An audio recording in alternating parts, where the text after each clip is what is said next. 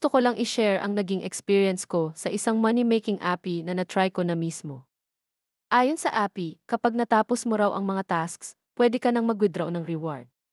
So ginawa ko, tinapos ko lahat ng tasks. Pero pagdating ng withdrawal, ang sabi kailangan ko pa raw maghintay ng 14 na days bago ko makuha ang cash reward ko dahil daw dudoblehin pa nila ang ibibigay. Okay, so hinintay ko ang 14 na days. Pagbalik ko para i-claim na sana, bigla na namang may bagong rule, doblehin daw ulit ang reward, kaya kailangan ko na naman maghintay ng isa pang 14 na days.